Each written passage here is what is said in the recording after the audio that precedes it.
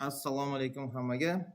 Xush kelibsizlar. Bugun webinar boshlaymiz. Webinar Xitoy bo'yicha ayniqsa bugungi muhim narsalar nima bo'ladi? Albatta iqtisodiy ana VET degan narsa, внешнеэкономическая деятельность. Demak, import kiryapti O'zbekistonga juda ham katta. Hozirgi holatda ekonomik rost juda ham ko'payyapti va baland bo'lyapti. Bu yoq tarafdan albatta bizga bu muhim narsa va aytgandek o'zimizni ishlab chiqarish mahalliy ishlab chiqaruvchilar ham o'syapti bu yoq tarafdan.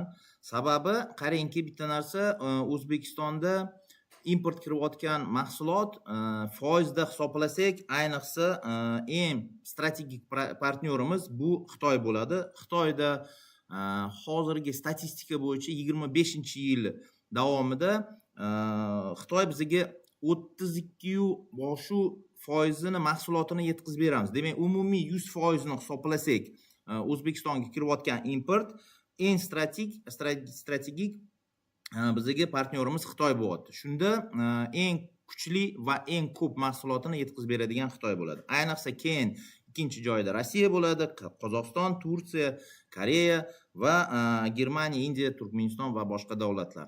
Ularning foizi ancha kamroq, lekin umumiy hisoblasak, butun dunyo 67-68% mahsulotini bersa, biza demak Xitoy o'zidan 32% faoliyat ko'rsatamiz. Demak, ulardan import sotib olamiz. Endi hozirgi holatda albatta muhimli narsa ehtiyot bilan bizning tadbirkorlarimiz nimaga qaraydi?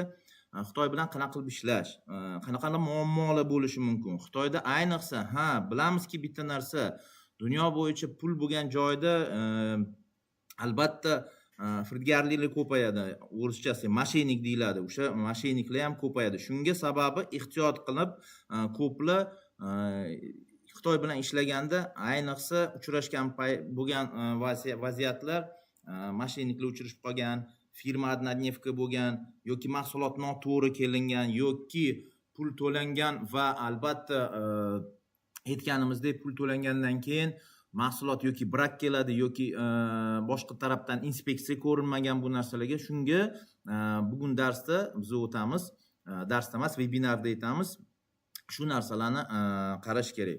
Hozirgi holatda aytganimizdek eng yaxshi takliflar albatta Xitoydan bo'ladi. Oldingi safardan aytganimizdek, mana Xitoy 2000-yilda endi ekonomika boshlagandan keyin Xitoy razvitiya ekonomika bo'lgandan keyin mahsulotni boshqacha brak ko'p chiqardi. Hozirgi holatda O'zbekiston bilan Xitoy yaxshi partnyor sifatida ishlaydi va mahsuloti ham albatta ancha yaxshi. Nimaga sabab bu narsani aytaman? O'zim 6-7 marta Xitoyga borib keldim, ko'rgazmaga borganmiz, inspeksiya qilgan borganmiz, shartnomalarni chizishga borganmiz. Shunga Xitoy albatta mahsulotini hozirgi holatda juda ham yaxshi chiqarishni boshladi. Ham yana bilamizki bitta narsa, ko'p davlatlar Angliya, Yevropa, demak shu Germaniya, Fransiya, Gollandiya, Italiya va boshqa mamlakatlar va boshqa davlatlar o'zini zavodlarni, fabrikalarni lokalizatsiyani qattiq qilingan, albatta Xitoyga olib borgan. Xitoy ular shu lokalizatsiya ochgan, faoliyatini ko'rsatgan va hozirgi holatda o'zini sub-brendlarini, o'zini mahsulotini ishlab chiqarishga harakat qilishadi. Albatta tekshirish kerak, ehtiyot bo'lish kerak. Xitoyda nima deganda, boya aytganimdek, firma однодневкаlar bor ko'p, masheniklar ham bor. Shunga ehtiyot bo'lish kerak. Albatta ishlatganimiz mahsulot nima, o'sha mahsulot kerak bo'lsa, qaysi programma nima orqali qidirish va albatta izlash, qanaqa qilib ular bilan gaplashish, hamma narsalarni bugun webinarda o'tamiz. Albatta hozir webinar o'tganimizdan keyin siz bilan oxirida savol-javob qilamiz. Albatta sizlar obuna bo'linglar bizning kanalimizga va aytganimizdek, savol-javobingizni yozsangiz, biz bu yoqdan o'qib keyin sizga javoblaringizni beraveramiz. Shu bu yoq tarafda investitsion klimat nima deydi? Investitsion klimat Xitoyda juda ham mustahkam, ular hozirgi holatda ko'pincha bilsak, boshqa ko'p davlatlarga investitsiya kiritadi va albatta ular o'zini mahsulotini zavod, fabrika va qanaqadir tenderlarni va yana kerakli nimadir mahsulotni ishlab chiqarish kerak bo'lsa, boshqa davlatlar ular partnyorskiy соглашение qilib ishlasa bo'ladi. Albatta, texnologiya bo'yicha ular juda ham rivojlangan. Hozirgi holatda ko'p narsalarni ishlab chiqargandan keyin любой направленияda ishlashyapti. Hozir biz bilamiz, mashinadan boshlab aytganimizdek, yangi texnologiya va ekologik возможностьlari bor. Bu yoq tarafda alternativniy energetika bo'yicha ham yana agrosektor va albatta selxoz sektor ham ularda rivojlangan. Demak, ular любой направленияda ishlashga tayyor. Shu albatta ularga kerakli vaziyat, kerakli partnyor, boshqa davlatlarga kerak qaraganda partnyorlik kerak bo'ladi va texnologiya parklarni va IT parklarni ochilishi mumkin. Ular siz bilan albatta partnyor sifatida ishlash kerak. Harakat qilsanglar bo'ladi, lekin albatta ularni kim bilan ishlash, qanaqa qilib ishlash, qanaqa qilib ularni tekshirish, hamma narsalarni bilish kerak. Har xil aholi bilamiz, aholi juda ham katta, 1,5 milliarddan oshuv. Unda ham ularda ichida ham halol shaffofi ham bor va mashinniklar ham bor. O'shanga mashinniklarga uchrashib qolmanglar va kelajakda biznesinglar rivojlansin. Shu aytganimizdek, muhim narsa albatta tavsiya aytaman, iloji bo'lsa Xitoyga borib kelish kerak. Hech bo'lmasa bir marta bo'lsa ham borib kelinglar, vaziyatga qarab. Nima deganda, ularda ko'rgazmalar juda ham ko'p. Ko'rgazmalar ham o'zim ham ko'p ko'rgazmaga borganman, ko'rganman. Bu yoqda bitta narsa borda, oyiga har xil shaharlarda, har xil provinsiyalarda 23 ta provinsiya bo'lsa, ularda juda ham ko'p ko'rgazmalar bo'ladi. Demak, oylab yursa bo'ladi bitta ko'rgazmadan ikkinchi ko'rgazmaga. Shu aytganimizdek, ko'rgazmada ko'p narsalarni ko'rishasiz, biznesmenlar bilan ko'rishasiz, tadbirkorlar bilan, ishlab chiqaruvchi bilan, zavod, fabrikalar bilan bemalol primoy aloqa bo'lib, ular bilan shartnomalarni qilsangiz bo'ladi. Ayniqsa albatta konkurensiya ularda ichki bozorda juda ham katta. Ayniqsa ular shunaqangi pig'li bor nima deydi, biznes strukturasi shunaqa rivojlangan. Ular nima qilishadi? Undan konkurentdan olmasin, siz bilan ishlash uchun narxini pasayib, lekin o'sha sifatni ham qarash kerak joyiga. Shu aytganimizdek, bizning tadbirkorlar puxtaro albatta savdogarlanishda biz borganimizda, ular bilan gaplashganimizda ular ham so'rardi. Vataningiz qayerda, nima ekan, qayerdan siz yashayapsiz desak, biz O'zbekiston desak, bilamiz, Samarqand, Великий шелковый путь. Demak, ular bilimi bor, что demak O'zbekiston xalq bilarmon, biznesmen, puxtaro qaraydi bu narsaga ham. O'shanga ham siz bo'sh bo'lmanglar, ular bilan ayniqsa yaxshi kelishuvlar bilan hamma detallarni, hamma nyuanslarni gaplash kerak. Sababi o'zingizni nima deydi, недосказанность, mahsulot nimadir kerak bo'lsa, o'shalarni kamko'stlarni gapirmasangiz, albatta ular o'z bilimchi sizga mahsulot chiqarib berishi mumkin. Shunga shunaqa vaziyatlar bo'lmasligi uchun albatta checklist, qanaqa detallarni, hamma kamko'stlarni albatta ular bilan gaplashish kerak bo'ladi va nuqtasini qo'yib, shu narsalarni checklist bo'yicha qabul qilamiz deb. Shu albatta yana bitta narsa, Xitoy kompaniyalarini albatta tekshirish kerak bo'ladi, audit qilish kerak bo'ladi. Sababi hozirgi asrda, 21-asrda bilamiz ham, ko'ramiz ham narsalar qanaqa bor. Sun'iy intellekt bor, AI agentlar bor, AI assistlar bor. Shular orqali nima qilish mumkin? Misol, o'zim ko'rganman, o'zim shu narsani aytib beraman. Internet orqali shunaqangi bahaybat o'zini ko'rsatadi, fabrika, zavod, ofislarni, оборудованияni shunaqangi ko'rsatyapti. Endi sun'iy intellekt albatta uni rasmlar ham qilishi mumkin, video ham qilishi mumkin. Endi shu ko'rsatganimizdek biz o'zim Xitoyga borganimda ko'zim bilan ko'rganman, qanaqa korxonalar bo'lishi mumkin. shu videoda yoki sizga prezentatsiya berganda solishtirsangiz, haqiqatli narsalarni solishtirsak, osmon bilan yer.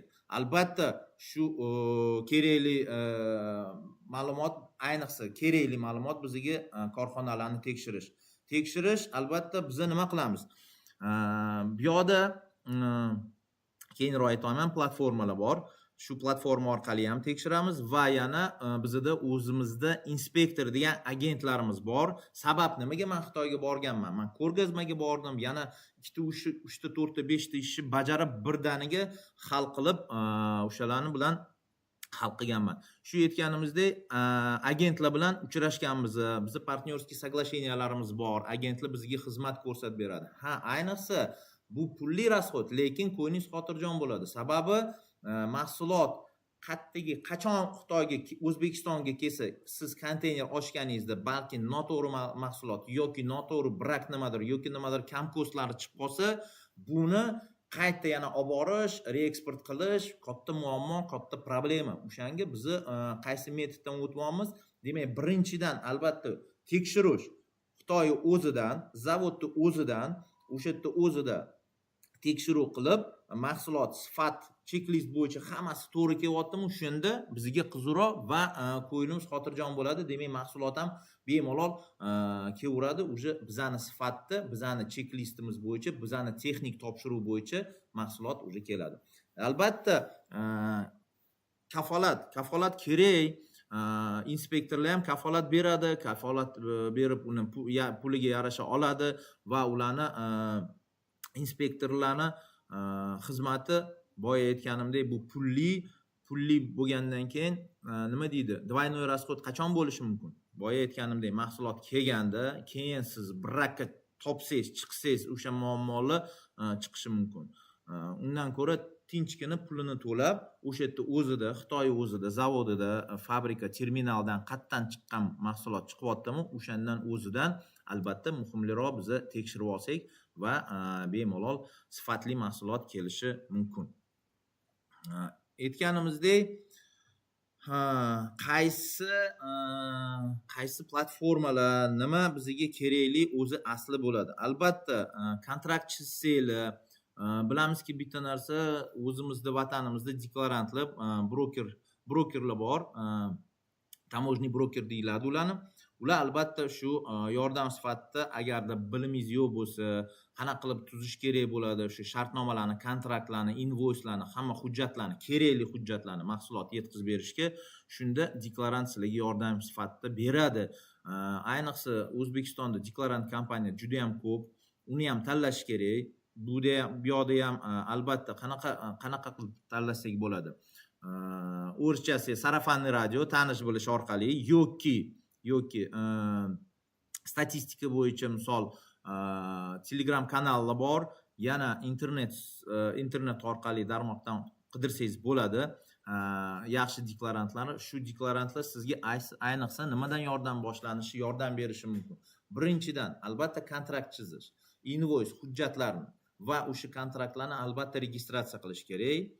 Registratsiya qilganingizdan keyin shu keyingi etaplar to'lov maqsadlari va keyingi etap mahsulot kelgandan keyin sizga rastamoshka qilish kerak bo'ladi. Albatta, o'zingiz yugurmaysiz, o'zingiz ham qila olmaysiz bu narsani. Bu deklarant va tamojniy brokerlarni xizmati bo'ladi. Ayniqsa, albatta, mahsulot kelganda uni dasmotri bor, ochib, ko'rib, hujjatlarni tekshirib, hamma narsalarni dasmotr qilish kerak bo'ladi. Undan buyog'i akkreditatsiya, raskreditovka, demak, bu yoqda sertifikatlar bo'lishi mumkin. Kod TNVT orqali. Buni ham aytib qo'yaraman men. Shu kod TNVT orqali sertifikat bo'lishi mumkin. Mahsulot O'zbekistonga kirganda bunga bog'liqmi, bog'liq emasmi? Qaror bo'yicha sertifikat qilish kerakmi, kerak emasmi? Unaqa vaziyatlar ham bo'ladi. Shu sertifikat qilishi ham ayniqsa keyin sizga tamojniy deklaratsiya import 40, import 70 qilishi mumkin. Shu orqali mahsulotingiz svobodniy обращение, demak terminaldan o'zingizga, omboringizga yoki skladingizga yoki zakazchik yoniga olib borishingiz mumkin. Shu aytganimizdek, shu e-kontraktda ham platforma orqali sizga kontraktlarni yordam beradi deklarantlar. shu to'lovlar ham qanaqa qilib to'lovlar o'tadi? Albatta aytganimizdek, bankda kontrakt chizganingizda konvertatsiya degan narsa bor. Bemalol konvertatsiya siz o'zingiz sumingizni valyuta sotib olasiz. Valyutni счетingizga sum tushadi, dollarlar yoki yevro valyuta yoki yuan tushadi. Shu yuanni keyin kontrakt asos siz to'lovlarni bajarasiz. Shundan keyin albatta mahsulotni sizga Xitoydan chiqariladi. Incoterms bo'yicha albatta biz ko'ramizki, bilamizki, Incoterms hozirgi holatda 20-20 Incoterms bor. Shuni 11 ta turlari bor. 11 ta turlaridan O'zbekistonga to'g'ri keladigan ular 5 ta 6 ta va ayniqsa biz undan ishlatamiz 2 ta 3 tani. Praktichniy bizga to'g'ri keladiganidan shu aytganimizdek Incoterms bo'yicha mahsulot kontraktda ham bu narsa yozilishi kerak bo'ladi. Nima, kimga qatdan vazifa o'tadi? Demak, XVM bo'lsa, ayniqsa biz endi darslarda o'rgatamiz bu narsani batafsil. XVM bo'lsa, demak mahsulotni siz zavodni o'zidan olib ketishingiz kerak bo'ladi va qolgan mahsulot sizga ishlab chiqaruvchi berish kerak uni vazifani. Siz qolgani o'zingizni kuchingiz bilan o'zingiz olib kelishingiz kerak bo'ladi. Va o'sha ayniqsa 11 ta turlardan sizga batafsil hammasini tushuntirib beramiz. Demak, Incoterms bu kontraktda albatta yozilish kerak bo'ladi. Tamojnaga bu ma'lumot kerak. Sabab nima orqali kim nima javobgarlik bo'ladi bu yoq tarafda. Qaysi usloviyada mahsulot kelyapti. Shunisi muhim narsalarni biz darsda o'rganamiz. Xo'p, logistika. Misol, hozirgi holatda deklarantdan misol Xitoy bilan ishlamoqchi bo'lsangiz, bizga muhimlik kim? Ya'ni inspektorlar kerak bo'ladi. Albatta o'sha deklarant boya aytganimizdek, yana ayniqsa uchinchisi bizga kerak logistlar bo'ladi. Logistlar kim o'zi bu? Logistlar yuk tashuvchilar. Demak, ular alohida sizga xizmat qilib beradi. Logistlarning vazifalari sizga mahsulotni yetkazib berish kerak bo'ladi. Kerak bo'lsa kafolati ham qilib beriladi. 4 xil variant bor dunyo bo'yicha. Albatta bu avia samolyot, kema orqali, poyezd va avtofura. Demak, endi O'zbekistonda bizda dengiz yo'qligi uchun biz kema orqali xizmat qilmaymiz va albatta mahsulot yetkazmaymiz. Ayniqsa bizga kerakli 3 ta variant to'g'ri keladi. Demak, bu samolyot, poyezd va temir yo'l degani bu yana avtofura. Ayniqsa kema juda ham arzon, lekin cho'zimli. Havo bo'lsa albatta tez va qulay, lekin narxiga yarasha juda ham qimmat. Temir yo'l ham o'sha 3 tasidan bizga to'g'ri keladigan eng arzoni albatta temir yo'l. Temir yo'l arzon sifati va hammasi yaxshi, lekin muddati yetkazib berish ozgina cho'zimli. Shuni inobatga olishimiz kerak. Ayniqsa bugungi holatda eng ko'p variantlarni yetkazib berishi bizda albatta bu avtofura. Qulayroq va har xil yo'nalish bo'yicha har xil chegaralardan kirib bemalol harakatlanib mahsulotni olib kelishimiz mumkin. Buni ham batafsil hammasini chunqurroq darslarida o'tamiz. Ayniqsa webinarda qisqa sizga tushuntirib beraman. Nima deganini Xitoyga bizga to'g'ri keladigani shu Qirg'iziston va Qozog'iston orqali eng qulayroq olib kelish. Albatta kutyapmiz kelajakda temir yo'l soglasheniamiz bor, memorandumimiz bor, shartnomamiz hurmatli prezident qilgan Xitoy prezidenti bilan bizni hozir temir yo'l qurilyapti. Ayniqsa bu ham plus tarafi bor. Kelajakda bizga mahsulot Xitoydan kelsa juda ham vaziyatli, ham arzonroq va primoy temir yo'l bo'ladi. Bu plus tarafi bor. Bu yoqda Xitoy, Qirg'iziston, O'zbekiston temir yo'l qurilyapti. Yaqin atrofda kutamiz. Xudo xolasa bu temir yo'l ancha bizga foydali va kattali yordam sifatida bo'ladi. Nima deganda avtofura orqali olib kelganimiz yaxshiroq albatta, lekin ishonsanglar o'zim ko'rganman har xil postlarda, demak chegaralarda mashinalar mingtalab turadi, mingtalab. Bitta sutishni normasi kamida 200 ta 300 ta mashina o'tkazishi mumkin.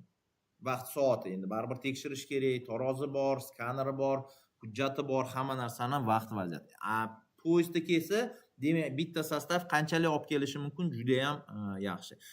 Kelajakda albatta bu bizga yaxshilik. Aytamizki, bitta narsa, O'zbekiston ham kelajakda menimcha juda ham katta Central Aziyada katta hub bo'lishi mumkin, lekin shu ayniqsa shu o'xshasa bu ham juda ham yaxshi. Lekin bu tarafdan ham bizni hozirgi holatda bizani tadbirkorlarimiz malates, hammasi nima qilishyapti? Ishlab chiqarishga kirishdi, ishlab chiqarishda harakat qilishyapti. Vaziyat juda ham yaxshi, plus tarafi bor, albatta plus tarafi bor. Sababi mahsulot narxi, demak, import olib kelayotganingizda uni nimasi bor? Yo'l kirasi bor, sertifikati bor, rastamoshkasi bor, NDSi bor, rasxodlari bor.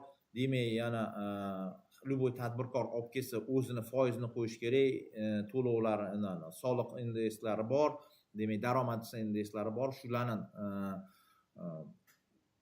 summalar yig'ilib mahsulotning narxi ancha bo'ladi. Lekin agarda O'zbekiston tadbirkorlik ko'pchiliklar mahsulot olib kirib ishlab chiqarsa, u ancha bu mahsulotni o'shanga, demak, import qilgan mahsuloti bu juda ham yaxshi. Ham narxi ancha past bo'ladi. Bu plus tarafi bor, albatta davlatdan yordam kelyapti bu tarafdan. Ular ayniqsa plus tarafi nima bor? Tadbirkorligi ancha kuchli va yordam bu yoqda bo'lyapti. Demak, налоговый льгота bor, demak, qanaqadir NDSlarni kamayishi mumkin. Endi qarorlarni qarab uni har bitta ma'lumotni olishimiz mumkin. Xo'p, demak, hozirgi holatda bitta narsa bor yana, bu bizda sertifikativ kodi, demak, kod TNV. Kod TNV degani bu tarafda har bitta mahsuloti o'zini kod TNVda bor. 10 raqamli bo'ladi kod. Birinchi ikkita raqam, albatta bu bizga kerakli pozitsiya bo'yicha, keyingi yana ikkita raqam subpozitsiya, demak, uni podrazdeleniyasi va oxirgi har bitta o'zini vatanida o'zini kiritilgan внутренний kod deyiladi. Shunisi 10 kod TNV orqali albatta mahsulot reyestrga kiritiladi, tamojnadan, nazoratdan, bojxonadan nazoratdan o'tadi. Bu bojxona albatta nazorat qilish kerak. Sababi bu mahsulot reyestrga kiriladi, nazoratga tutadi. Demak, u ham nima mahsulot statistika bo'yicha ham ularga kerak. Necha tonna mahsulot kiryapti umumiy bir yilda yoki mahsulotni pozitsiyalari, donalari va umumiy отчет uchun nech millionli, nech milliardli yetkazib beradigan mahsulotni statistika hisobga inobatga qilish kerak bo'ladi. Xo'p, boya aytganimizdek, sertifikatlanish albatta shu kod TNV orqali bizda davlatda belgilangan shunaqangi narsa, qaysidir mahsulotlar sertifikatga o'tadi, qaysidir sertifikatdan o'tmaydi. Shunga biz programma orqali ishlatamiz. Deklarantlar ham biladi bu narsalarni, ularda ham programmalar bor. Shu programma orqali biz nima ko'rsak bo'ladi? Albatta, aytganimizdek, mahsulotni sertifikat соответствие qilinadimi yoki qilinmaydimi? Demak, qarang. Davlat bo'yicha davlat so'rayapti, demak, mana shu kod TNV mahsulot sertifikat соответствие bo'lishi kerak. Demak, biz nima olamiz? Talab qilamiz Xitoydan sertifikat происхождения berish kerak. O'shani havo rang yoki qizil rang bo'lishi mumkin yoki oq qog'ozda bo'lishi mumkin. Shu mahsulotni ishlab chiqarilgan haqida ma'lumot beriladi. Demak, qaysi joyda uni ves, объем, hamma narsalarni kod TNVda, invoice bo'yicha hamma ma'lumot yig'ilinadi-da, shu orqali bizga sertifikat beriladi. Mahsulot kelgandan keyin albatta tamojnaga kiradi. Tamojnadan kirgandan keyin saqlanib turadi. Shu vaziyatda deklarantlar ish boshlaydi. Shu agarda kod TNV bo'yicha sertifikat qilish kerak bo'ladimi? Albatta davlatga kiramiz. sertifikat qilamiz, sertifikat соответствие va o'sha orqali albatta biza bojxonaga bu hujjatni tayyorlab berishimiz kerak bo'ladi. Bojxona to'lovlari ham bor, esdan chiqarmaymiz. Albatta bu yig'im, NDS bor va boji. Shu to'lovlarni albatta to'lash kerak, sabab mahsulot import kirayotganda albatta qonun bo'yicha ularni to'lovlari bor. Shu esdan chiqarmaymiz. Albatta shu sizlarni ham o'rgatamiz, qaysi programma orqali ko'rsak, to'lovlarni qanaqa qilib bajariladi, nima kerakli ma'lumotlarni albatta o'sha darslarda o'tamiz.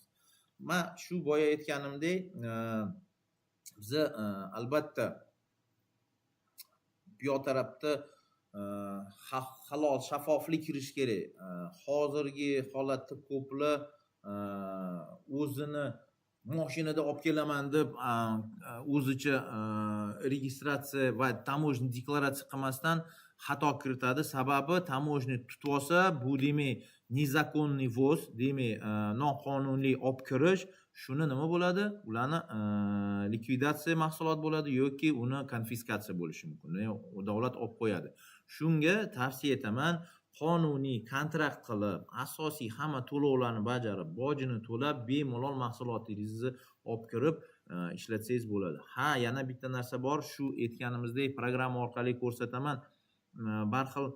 Bir xil mahsulotlarimiz kodda invet orqali lgotiga to'g'ri keladi yoki qanaqadir preferensiya bo'lishi mumkin. Shunga qaysidir mahsulotga sertifikat kerakmi, kerak emasmi, o'shalarni ham biz albatta darslarimizda o'rgatamiz.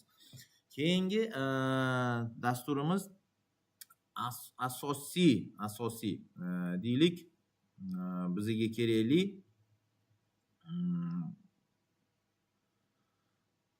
risklar. Qanaqa qilib mahsulotni biza olib kelishimiz mumkin, risksiz, qanaqadir muammosiz, Xitoyda ayniqsa. Shu aytganimizdek, shu boya ko'rsatib aytganimizdek inspektorlarimiz bor. Nimaga sabab biz inspektor orqali ishlatamiz?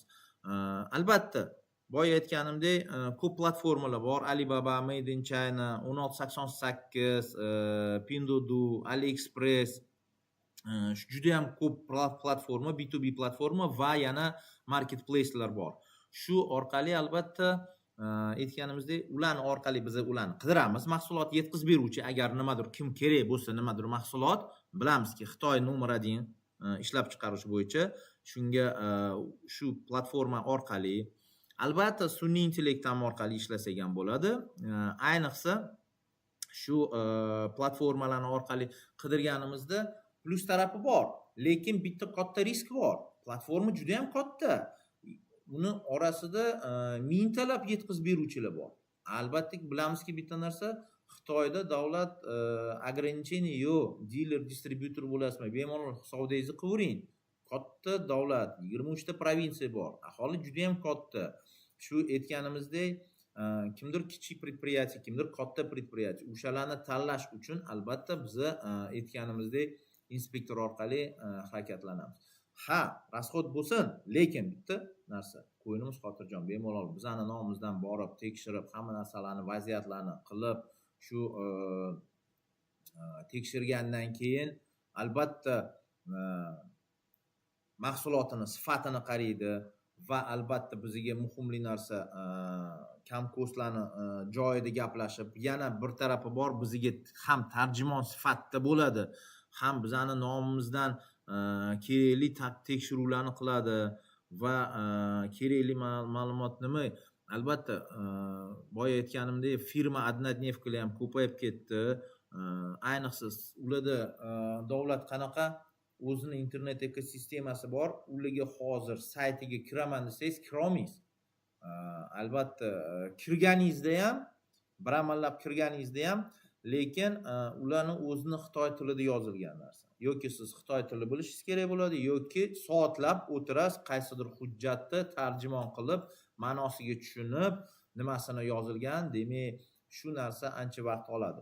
Shunga tavsiya, albatta o'rgatamiz, qanaqa qilib ishlash, kim bilan ishlash, albatta sizlarga yo'nalish ko'rsatamiz va aytganimizdek kontaktlarni beramiz, bemalol ular bilan primoy ishlasangiz bo'ladi. Shu aytganimizdek, bu Xitoy bilan juda ham rivojlangan vatan, ular bilan ishlash tavsiya etaman. Shunga juda ham katta возможностьlari bor. O'zim ko'rgazmaga borganimda hozirgi holatda Canton Fire eshitgan bo'lsanglar, ayniqsa internet tarmoqda ko'p chiqadi. Prizivlar bo'ladi, yuramiz, kelamiz, aylanamiz. Boringlar, vaqtinglarga qarab, nima deydi? Vaziyatga qarab borib kelishingiz kerak bo'ladi. Birinchidan, albatta, krugazor ochiladi. Boshqa davlatga bitta sayohat qilasiz, aylantirasiz o'zingizni. Ikkinchidan, albatta, bitta ko'rgazmada, endi faraz qiling, 1 million 200 kvadrat metri joyida joylashgan ko'rgazma. Endi butun Xitoy, boshqa davlatlar ham chiqqan. O'tgan yil ham ko'rganman, bizning Artel kompaniyamiz chiqqan, lekin prezentatsiya bo'lgan. Zo'r masala, somsalarni qilib, duxovkalarda somsalarni qilib, mehmonlarni yedirgan. O'zbekchilik. Albatta, mehr sifatida albatta ko'rsatish uchun juda ham hammasi ko'rgan, xursand bizni obzorlarimiz bor, video ko'rganmiz, o'sha ko'rgan bo'lsanglar kerak. Shu aytganimizdek, ko'rgazma juda ham plus tarafi bor.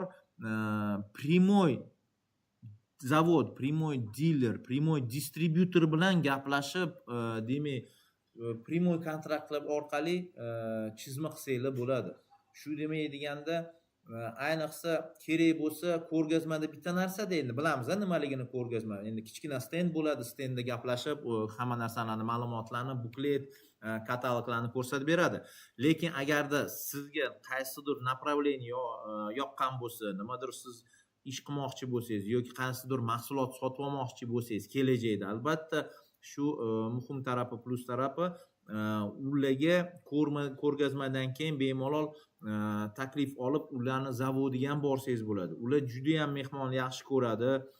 Mehmonlar bilan ko'rsatib, ofislarni ko'rsatadi va zavodlarni. Shu aytganimizdek, ko'rgazma juda ham katta vaziyat beradi. Ancha siz nima deydi, yetkazib beruvchilarni bazasini ham ko'tarsangiz bo'ladi, ko'paytirsangiz bo'ladi. Ayniqsa siz ish bilan nimadir mahsulot ishlab chiqarmoqchi bo'lsangiz yoki qaysidir mahsulot olib kelmoqchi bo'lsangiz, albatta shu kerak ko'rgazma. Bu albatta birinchidan aytganimizdek, ko'rgazma juda ham katta vaziyat. Ular bilan ishlashsa bo'ladi, lekin boya aytganimdek ehtiyot bilan. Nima deganda, mashinniklar juda ham eshitganimiz, xabarlarimiz bor. Ko'p O'zbekiston tadbirkorlar yeb qo'ygan joylari bor edi. Juda ham men shu narsaga noroziman. Bu endi nima deysiz? Bu yoqda ular xato o'zligisi kiritgan, yetkazib beruvchilarni tekshirmagan, balkim bilmagandir. Shu qanaqa qilib tekshirish kerak bo'ladi. Shu narsalarga albatta nima deydi? Qo'shqaloq bo'lish kerak va qancha bilimingiz ko'proq bo'lsa, albatta shunaqa xatolarni sizlar kiritmaysizlar. Endi Xitoy desak, albatta mahsulot juda ham arzon. Bilamizki, bitta narsa, Xitoy o'zi resurslarni butun dunyodan sotib oladi, ham o'zining resurslari bor. Ishlab chiqarishga juda ham ular usta. Sababi endi ko'rsak, yaqinda bitta intervyu ko'rdim. Germaniyadagi zavod Volkswagen, qanaqadir Mr. Klausmi o'sha odami aytgan ekan, o'tgan yillarni 15 yil, 20 yil oldin xato o'zimiz kiritganmiz deb nima qilgan? Bizni o'zimizni zavodimizni lokalizatsiya Xitoyga olib borganimizda. Demak, umumiy 100 yillik tarixini, ispitaniya, texnologiya, hamma narsalarni tuzi shundoq Xitoyga berib yubordi. Xitoy nima qildi? Ular lokalizatsiya ochdi. Sabab nimaga? Ishchilar arzonroq, boshqa davlatdan nisbatan ko'pchilik juda ham ishlashga ular usta, bilarmonlar, juda ham aqllilar va ayniqsa ko'p narsalarni ular nima qilishadi? O'sha rivojlanib, buni yangi texnologiyalarni qilib, endi hozir ko'ryapmizki, shu Volkswagen zavod Xitoyda ishlab chiqarilgan bo'lsa, endi ular shu aytganimizdek, ular nima deyapti? Hozirgi lokalizatsiya zavod bizni nima qilyapmiz? Xitoy, Mr. Klaus deyapti. Biz endi hozir kimdan zavisimiz? Xitoydan biz zavisimiz. Hozir Xitoy nima desa, o'shalarni yozaveradi, o'zini diktovat qiladi, o'zini dizaynini qiladi. Shu aytganimizdek, shu vaziyat. Xitoy rivojlanyapti. Yana eslataman, kimda savollar bo'lsa, yozaveringlar. Primo efirga yozaveringlar. Bolalar hozir ko'rsatib beradi. Albatta, savolingizga javob beraveramiz. Asta-asta parallelni ketaveradi. Shu aytganimizdek, Xitoy ishlasa bo'ladi. Yo'q, nima deydi, ko'p negativli narsalar yo'q. Bor negativ narsa. Ehtiyot bilan qilish kerak, lekin shu bilimni olib siz ehtiyot bo'lsangiz va shu narsalardan xato kiritmasangiz, albatta ishlasa bo'ladi. Juda ham yaxshi. Shu boya aytganimdek, 25-yil statistika bo'yicha 32%, 100% O'zbekistonga kirayotgan mahsulotlarni 32%ni o'zi Xitoy o'zi faqat olib kelyapti. Hozirgi holatda bu ko'payyapti. Albatta, statistika 26 yilning oxirida ko'ramiz. 27 boshida ko'rsak bo'ladi. Ayniqsa, menimcha, o'sha 40% ga ham boshlanishi, o'tib ketishi ham mumkin. Shunchalikki ular nima deydi? Ishbilarmon, ish qiladi, harakat qiladi. Mana sizga bitta primerda qarangki, yaqinda O'zbekistonda ko'rgazma bo'lgan. Agrosektor bo'yicha borganmiz. Ayniqsa tavsiya, qayerdadir ko'rgazma bo'lsa, siz tadbirkor bo'lsangiz, borib keling. Ko'rgazma juda ham zo'r narsa. Kamida 1 soat ketsin, aylanib kelsangiz ham qaysidir kerakli ma'lumotni vizitka olasiz, katalog olasiz. O'zingizga o'sha zavod izgotовитель yoki официальный diler, distributori kontakti bo'ladi. Bemalol ular bilan aloqaga chiqib, nimadir mahsulot olib kelmoqchi bo'lsangiz yoki parallel sifatida nimadir gaplashsangiz, ishlab chiqarib korxonani ochishingiz mumkin. Tavsiya albatta. Shu aytganimizdek, agrosektorda uchrashganmiz. Qozog'istondagi meni do'stim kelgan, ular ham ko'rgazmaga kirib, og'ayni anchadan beri ko'rishmadik, ko'rishib olaylik. Kakras bizda bilan Xitoy bilan ikkita partnyorimiz bor. Ular kelishadi, gaplashib olamiz. Ayniqsa qanaqadir temalar bo'lsa, birga gaplashib, o'tirib qiladi. O'tirdik, kelishdik, o'zini ishi bilan gaplashgan. Endi menda savol tug'ilyapti-da. Endi gaplashganingizda tarjimon o'tiribdi, savolni tug'iladi. Ular ko'rsatyapti o'zini agrosektori mahsulotini ishlab chiqarayotganini, nima o'shani passivnoy, keyin suv sepadigan narsalar kerak, irrigatsiya kerak-da bu narsa. Irrigatsiya nima? Oldindagi oru-poru qilmaydi. Unda kapilniy arasheniyasi bor ekan. Shunaqangi оборудование katalog, telefonda, planshetlarda ko'rsatib beryapti. Orada gaplashib, qarasam, ya говорю, to'xtang, men bu narsalarni lekin Germaniyadan ishlab chiqaruvchilardan esimda yo'qdim, ko'rdim, lekin desam, ikkita Xitoy menga shunday qarab, yes deydi. Sabab nima desam, tarjimon menga tushuntirib beryapti. Aka, ular 5 yil oldin, faraz qiling-da, 5 yil oldin ular Germaniyaga borgan. Shu korxona irrigatsiya va o'sha ishlab chiqaradigan o'sha agrosektorda ishga kirib, bilimini olib, hamma narsalarni, to'nkislarni olib, sir joylarni olib, vataniga qaytdi. Vataniga qaytgandan keyin o'zini davlatiga, ministerstvasiga ariza yozib, korxona ochib, u yoq bu yoq bilan bizga yordam beringlar, biz mana shuni ishlab chiqarmoqchi biza deb, o'sha 3 yillik kompaniya ularda o'sha nomer hisob desak, top 15 ga kirgan. Kompaniyalar top 15 ga kirgan Xitoy bo'yicha. Endi aholi 1,5 milliard bo'lsa, top 15 juda ham katta sifra. Shu aytganimizdek top 15 ga kirgan, ular hozir irrigatsiya bo'yicha, kapilniy arasheniya bo'yicha o'sha agrosektori rivojlanib qilishyapti. Sabab nima deyapti? Men texnologiya oldim. nemisdan. Ha, 100 yillik texnologiya opiti bor. Oldim men o'shalarni oldim. Yana nima qildim? Ozgina o'ylab, uni yengillab, uskunalarni qo'yib, yangi texnologiya qilib, облегчил, улучшил deydi. O'shani men mahsulotini уже sotyapman. Demak, Yevropadagi bu narsa misol deylik, faraz qilaylik. 1000 yevro bo'lsa, uniki $700 bo'lsa, lekin yangi texnologiya bo'yicha qanaqadir yana uskunalarni o'ylab chiqarib, shu narxini qarangda, nemisdan nisbatan arzonroq qilyapti va yana uni возможности bu mahsuloti juda ham katta. Sababi ko'ryapmizki, Xitoydagilar asli bilimli, qancha ko'rsam bo'sh joyda telefon bilan o'tirmaydi, mana bunaqasi telefon titkalab o'tirmaydi. Qancha ko'rsam vaqt bo'lsa, kitobini ochib, kitobini o'qiyapti. Kitob o'qiyapti. Nimaga sabab?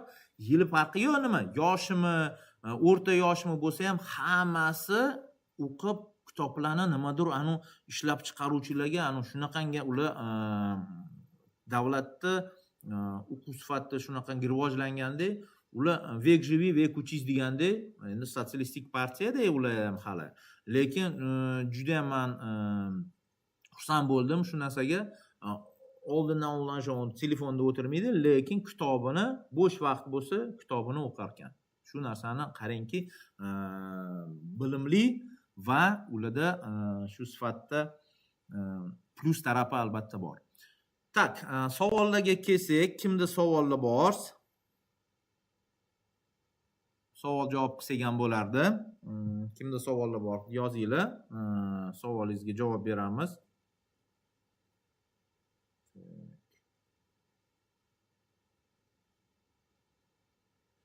Xo'p, aytganimizdek,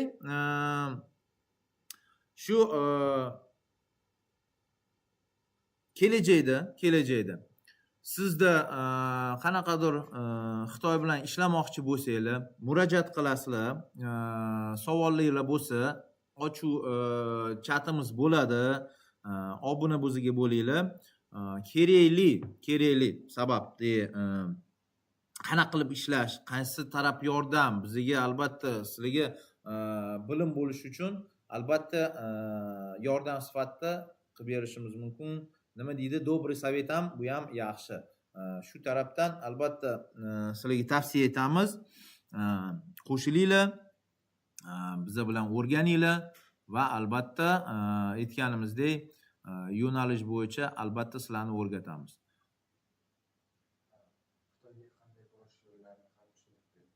Xitoyga qanday borish yo'llarini ham tushuntirib bering. Borish bo'ldi, tushunarli. Borsa bo'ladi, muammo yo'q. Agar bitta savol, выставkaga, ko'rgazmaga yoki o'zingiz biznes bo'yicha.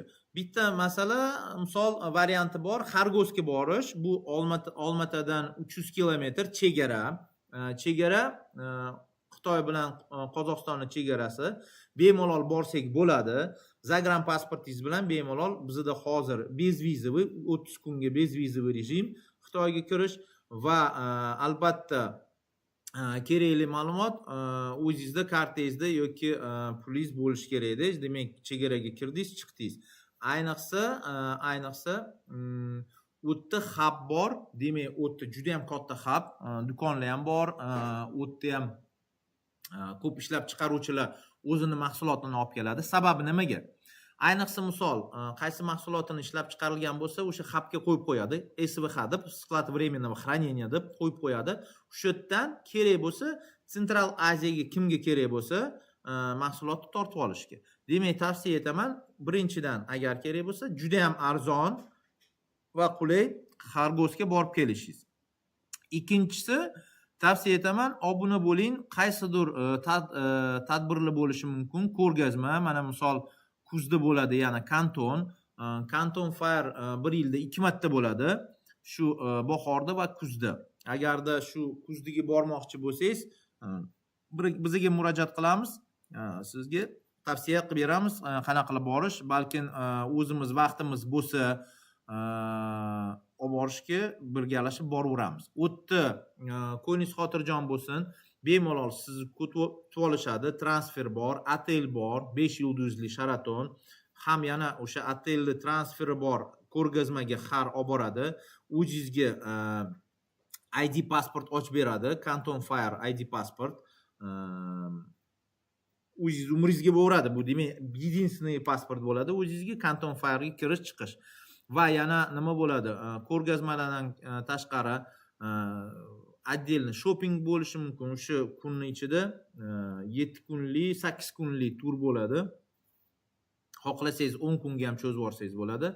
Shu aytganimizdek, yana достопримечательность, chiroyli joylarga borasizlar, shopping qilasizlar va albatta oxirida transfer sizni aeroportga tashlab ketadi, samolyotda qaytib kelasiz. Shu Xitoyga borishga kerak bo'lsa, savollaringiz yana bemalol yordam beramiz. Aynan qanday tovarlar olib kelsa bo'ladi va qanday tovarlarni olib kelmaslik kerak? Ha, albatta olib kelish kerakli mahsulot nima kerak bo'ladi? Albatta bizga muhimli narsa, qarangki, rынок sпрос предложение deydi-yu. Siz nimadir shug'ullanyapsizmi yoki niyatingiz bo'lsa, albatta tavsiya etaman, birinchi analiz qilib oling. Konkurentlar nima mahsulotda ko'proq konkurent bo'lsa, buni sizga tavsiya etmayman olib kelish. Agarda unda konkurenti kam bo'lsa, lekin bu mahsulotga sпрос katta bo'lsa, shuni olib kelsangiz bo'ladi. Mani tanishlarim juda ham ko'p Xitoylar bilan beauty industry ishlaydi. Ayollarga qanaqadir o'sha kosmetika bo'yicha yana tanishlarim bor. Spetsexnika olib kelishadi. Boshqa tanishlarimiz bor. Him reagentlar mahsulotlarni yetkazib berishadi, o'sha готовый, shu aytganimizdek. Maishiy texnika, keyin yana aytganimizdek, endi albatta mahsulot kiyim-kechak va shu narsalarni aytganimizdek, Xitoy bilan eksport vaziyatida ham ishlatsak bo'ladi. Demak, Xitoy bizdan tayyor olishga mahsulotlarini, albatta bu Targovo-pромышленный palata orqali gaplashishimiz kerak bo'ladi. Kartafon ko'rgazmasi qachon boshlanadi? Canton Fire. Canton Fire. Shu aytganimizdek, Canton Fire 1 yilda 2 marta bo'ladi. Keyingi oktyabrda bo'ladi. Oktyabrda yaqinli shu oktyabrda bo'ladi. Keyingisi keyingi yil aprel oyida bo'ladi. O'zingiz haqingizda ham ozgina ma'lumot bersangiz, sizlar bilan to'liq hamkorlikda ishlasak ham bo'ladimi? Bo'ladi. Aytganimizdek, biz assotsiatsiya участников госзакупок, davlat xaridlarini uyushmasi. Shu bizda nima plus tarafi bor? Albatta biz nafaqat o'rgatamiz, bizda partnyorskiy соглашениyalar ham bor, birgalashib ishlasak bo'ladi.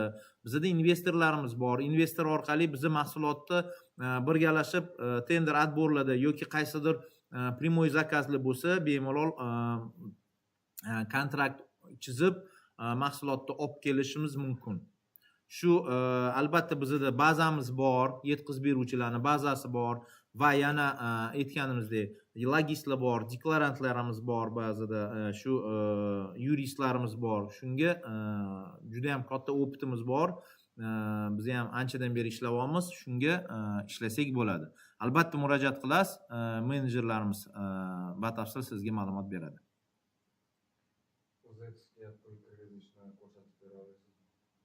UZEX.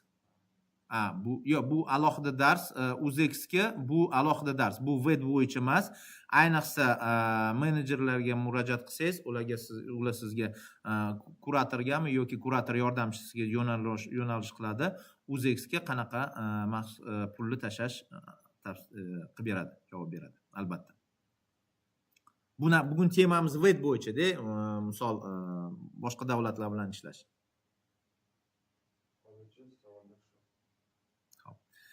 Agarda savollaringiz bo'lmasa, hammaga rahmat, ko'rishguncha xayr. Agarda sizlarda savollaringiz bo'lsa, nomerlar bo'ladi, silkalar bo'ladi, bemalol obuna bo'linglar. Telegram kanal, YouTube'ga va Instagramga obuna bo'linglar. Ko'p batafsil ma'lumot. Ayniqsa ko'p webinar qilamiz yana.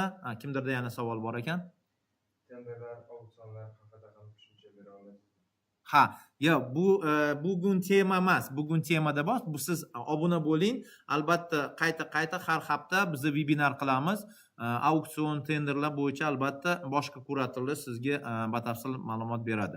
Bugungi temamiz albatta VET bo'yicha bo'lgan. O'shanga obuna bo'ling. Keyingi haftada yana yangi yo'nalish bo'yicha tushuntirib beramiz. Tender va adborlari bo'yicha, auksion bo'yicha. Shu aytganimizdek, sizga aytganimizdek obuna bo'ling. Qanaqa savollaringiz bo'lsa, kontaktlar bor, telefonlar bor, ssilkalar bor, Telegram, Instagram, YouTube obuna bo'ling. Ko'rishguncha xayr, hammaga salomat, omon bo'linglar. Yaxshi kunlarda